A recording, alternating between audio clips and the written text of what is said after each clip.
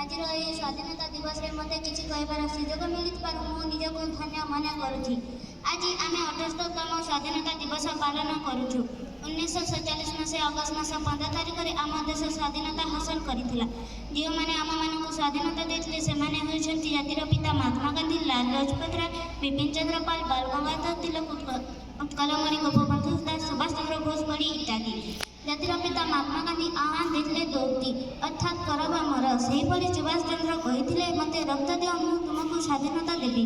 1942 ମସିହା ମହାତ୍ମା ଗାନ୍ଧୀ ଭାରତ ଛାଡ଼ ଆନ୍ଦୋଳନ କରିଥିଲେ। ଶେଷରେ ମହାତ୍ମା ଗାନ୍ଧୀଙ୍କ ଅହିଂସା ନୀତିକୁ ମୁଣ୍ଡ ନୁଆଇ ବ୍ରିଟିଶ ସରକାର ଆମ ଦେଶକୁ ଛାଡ଼ି ଚାଲିଯାଇଥିଲେ ଓ ଆମେ 1947 ମସିହା ଅଗଷ୍ଟ ମାସ 15 ତାରିଖରେ ସ୍ୱାଧୀନତା ହାସଲ କରିଥିଲୁ। ସ୍ୱାଧୀନତା ଦିବସ ଦିନ ଜାତୀୟ ପତାକା ଆମ ସମ୍ମୁଖରେ ଆକାଶରେ ଫର ଫର ହୋଇ ଉଡ଼ିଥାଏ ତାହା ଆମକୁ ସୂଚାଇ ଦିଏ ଯେ ଯେଉଁ ଜାତୀୟ ପତାକାରେ 3ଟି ରଙ୍ଗ ଅଛି ତାହା ହେଉଛି ଶାନ୍ତି, ମୈତ୍ରୀ, ପ୍ରୀତି ଓ ପ୍ରତିକର।